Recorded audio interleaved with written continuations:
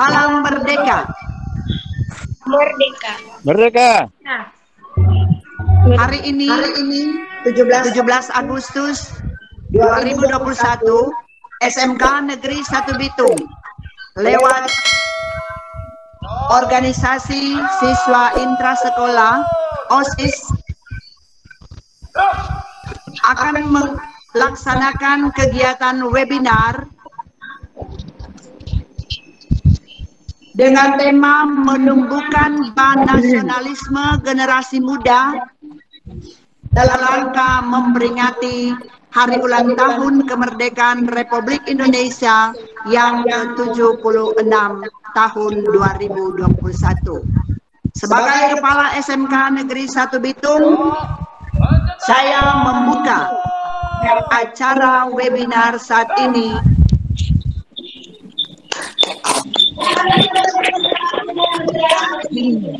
Ibu Kepala Sekolah dan teman-teman yang hadir, mari penjelasan video yang singkat. Kita akan merangkum materi melalui dia yang menjadi sebagai wakil sekretaris OSIS yaitu webinar di pagi hari ini. Selanjutnya saya berikan kesempatan kepada silakan.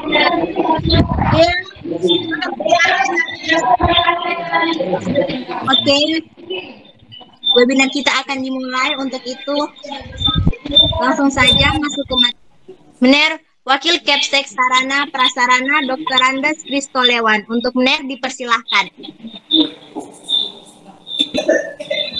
Saya dipercayakan oleh OSIS untuk membawakan materi dengan judul Menumbuhkan Jiwa Nasionalisme Generasi Muda dalam rangka memperingati Hari Ulang Tahun Kemerdekaan RI ke-76 tahun.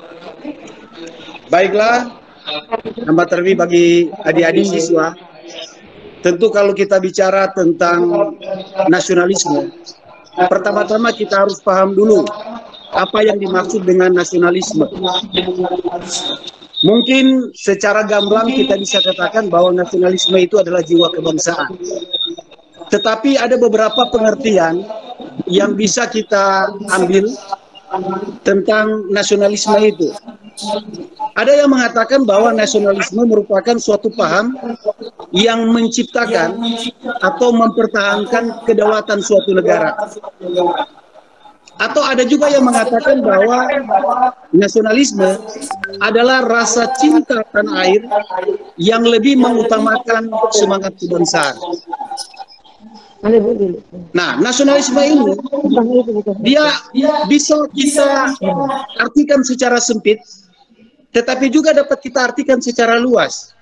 Sejarah bangsa Indonesia, bahwa awal mula atau cikal bakal lahirnya nasionalisme di negara kita itu berawal daripada adanya penjajahan yang terus-menerus terjadi di negara kita oleh bangsa-bangsa Eropa, terutama Belanda, yang kita tahu dalam sejarah itu telah menjajah kurang lebih sekitar 350 tahun.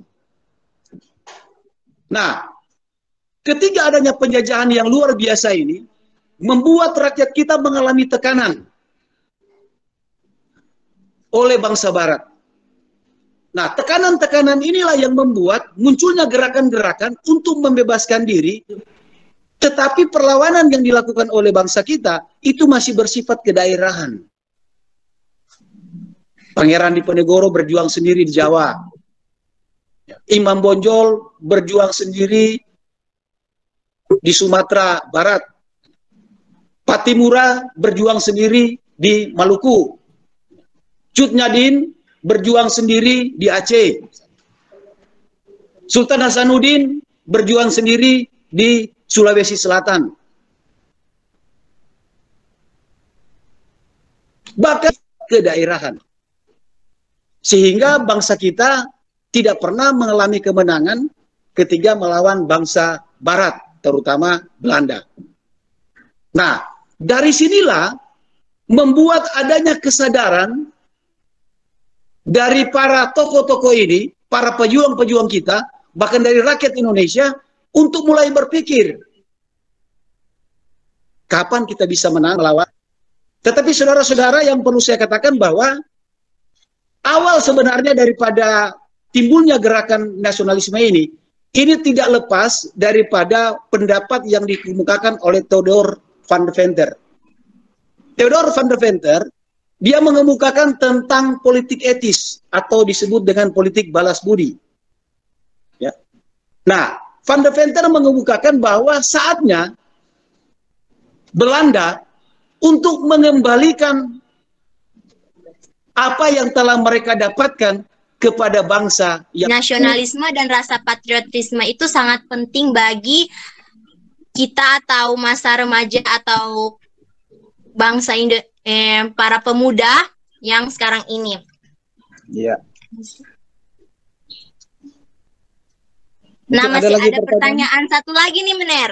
Ya, silakan. Dari Razel.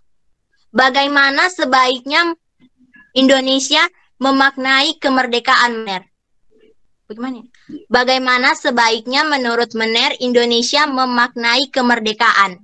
Dari Razel, 10 TKJ 1.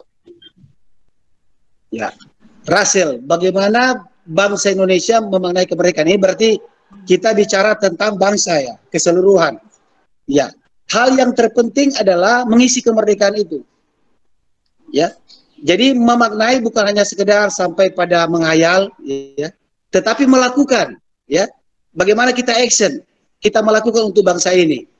Nah, untuk bisa memaknai kemerdekaan ini ya, kita harus bisa mencapai apa yang telah dilakukan, apa yang direncanakan ya oleh bangsa kita, yaitu tentang Indonesia Emas tahun berapa ini?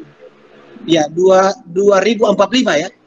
100 tahun merdeka Indonesia Emas ya. 2045. Apakah kita bisa mencapai Indonesia Emas di mana kita tidak banyak tergantung lagi kepada bangsa lain? Di mana ekonomi kita telah mapan. Ya, karena tujuan daripada nasionalisme itu dapat kita buka, kita baca di dalam pembukaan Undang-Undang Dasar 45 itu alinea keempat.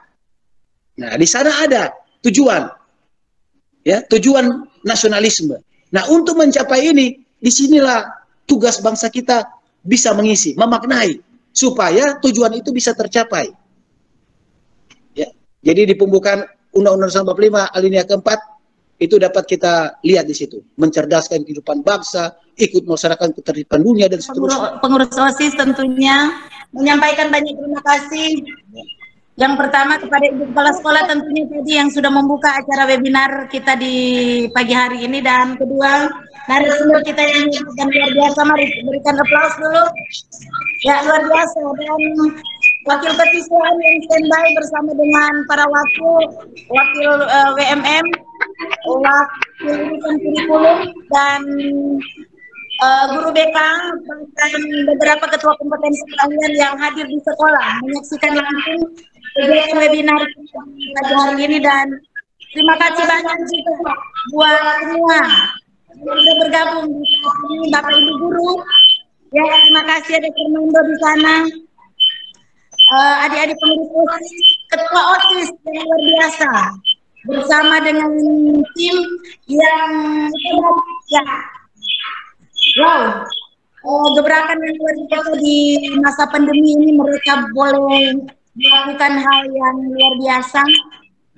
Ya, salah satu hal untuk menumbuhkan jiwa nasionalisme dan patriotisme ini seperti ini juga ya, kegiatan-kegiatan webinar. Terima kasih untuk sharingnya yang luar biasa. Terima kasih. Sejarah kami. Terima kasih. Terima ya. Kami lagi salam merdeka. Ya, merdeka. Merdeka. Merdeka.